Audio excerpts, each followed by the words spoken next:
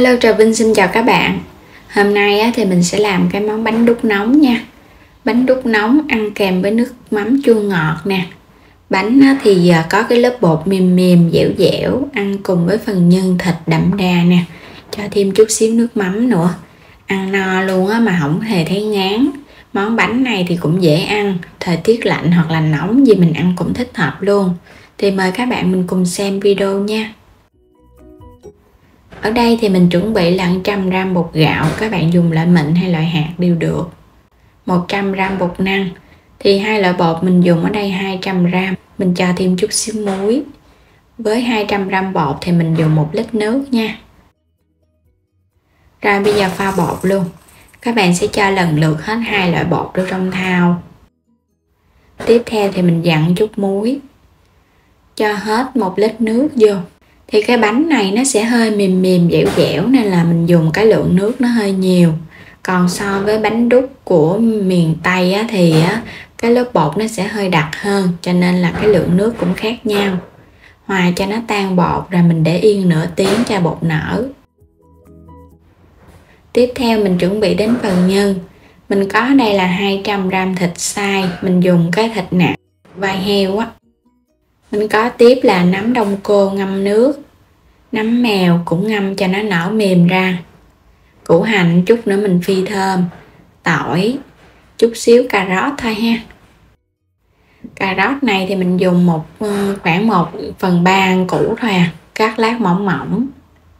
Xong rồi mình xắt hạt lựu lại cho nó nhỏ nhỏ, có cà rốt thì nó ngọt. Nấm thì mình cắt cái cùi này bỏ đi. Rồi các bạn cũng xắt nhỏ nhỏ lại ha. Mình nhớ rửa cho sạch, bóp nước cho nó khô rồi cắt ra nhỏ nhỏ. Băm hạt lựu lại. Nấm mèo cũng vậy luôn. Thì nấm đông cô không có cũng được, nhưng nấm mèo các bạn phải có cho nó ngon. Tỏi đập dập xong rồi cái mình sẽ băm ra. Băm cùng với củ hành tím.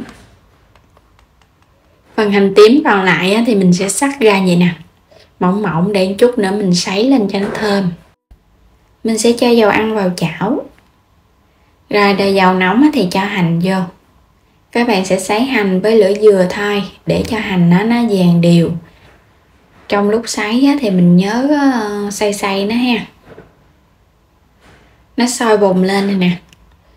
Các bạn cũng nhớ đảo qua đảo lại vậy đó, không thôi là nó sẽ bị cháy khét. Có chỗ thì nó chưa kịp vàng đều. Khi hành vừa thơm dậy mùi và có cái màu vàng nhạt vậy là được, các bạn tắt bếp. Mình sẽ nhanh tay đổ nó ra, rây nó lại ở bên trên để cho nó không có thấm dầu, nó không có bị khét. Rồi bây giờ mình sẽ múc trở lại một muỗng canh dầu. Sẽ cho hết phần hành tím và tỏi vô, mình phi cho nó thơm lên. Khi hành tỏi dậy mùi hương thì cho thịt vô xào. Mình xào nhân vậy thì nhân nó mới thơm và thịt nó cũng tơi rời ra. Tiếp theo là cho cà rốt vô. Rồi mình sẽ cho nấm vô luôn nè. Hai loại nấm. Nấm hương thì có nó sẽ thơm hơn, còn không có thì bỏ qua, không sao nha. Mình đảo cho phần thịt này nó rời ra và cho phần nhân nó chín. Để lửa trung bình thôi. Bây giờ mình sẽ nêm. Mình nêm vào đây muỗng cà phê hạt nêm, muỗng canh đường. Rồi xóc đều lên. Phần gia vị thì mình chỉ cần nêm cho nó nhạt nhạt thôi, tại vì chút mình còn ăn cùng nước mắm nữa. Cuối cùng là cho hành lá vô. Rồi vậy là phần nhân đã chín rồi ha. Mình để đây. Quay trở lại thau bột, mình để yên nửa tiếng. Bây giờ các bạn sẽ chắc cái nước trong này bỏ đi nha. Cái nước này nó sẽ bị hôi bột và nó cũng dơ nữa. Mình bỏ đi bao nhiêu thì các bạn sẽ bù lại lượng nước sạch đúng vậy nha. Rồi cho hết vô trong chảo luôn. Cái bước mà các bạn tẻ bột vậy thì bột nó ngon lắm. Thêm vào muỗng canh dầu hành phi hồi nãy. Rồi sẽ đảo đều với lửa trung bình. Các bạn đảo để cho bột nó sệt lại. Mình đảo một chút xíu là nó sẽ sệt lại à. Lúc này thì mình đừng có ngưng tay nha, không thôi nó óc trâu. Khuấy liên tục luôn. Cái bước khuấy thì nó hơi cực một chút, nhưng mà khuấy nhanh tay thì bột nó sẽ mịn vậy nè. Nó có cái dạng lỏng lỏng chứ nó không có quá đặc, nên là cũng dễ khuấy lắm. Mình cứ khuấy hoài luôn ha. Khi mà bột nó sệt lại như vậy rồi thì mình sẽ để lửa nhỏ và mình khuấy khoảng 15 phút cho bột nó chín.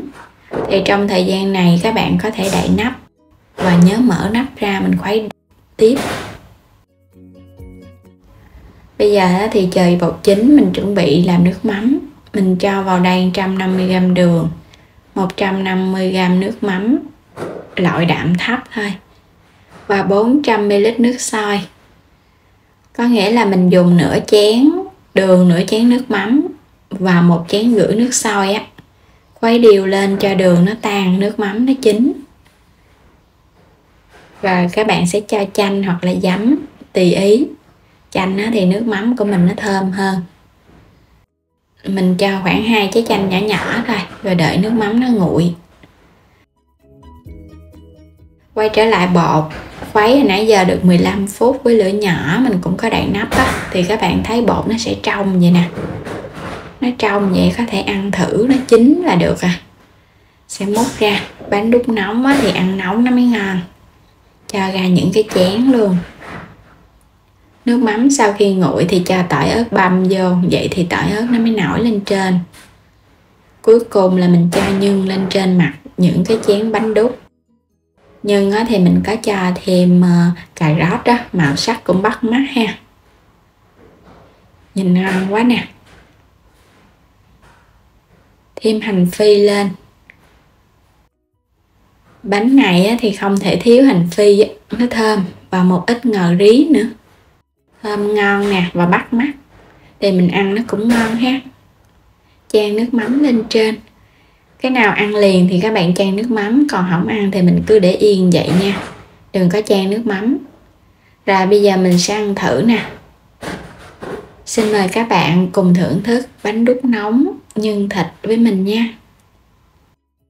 Bột thì mềm tan luôn, nhân cũng đậm đà, ăn thêm nước mắm có đầy đủ vị nữa. Ngon lắm các bạn. Bánh này ăn 2 chén luôn, ăn no bụng mà không có hề thấy ngán. Có thêm nước mắm chua chua ngọt ngọt nữa, rất là ngon và đậm đà. Những cái bánh còn lại thì các bạn để đến chiều ăn vẫn ngon luôn nha, không hề bị hôi đâu. Khi ăn thì mình chan thêm nước mắm là mình ăn được rồi. Đến đây thì cảm ơn các bạn đã theo dõi hết video của mình. Vui lòng đăng ký kênh, chia sẻ các video ủng hộ kênh mình nha. Xin chào và hẹn gặp lại các bạn ở video tiếp theo.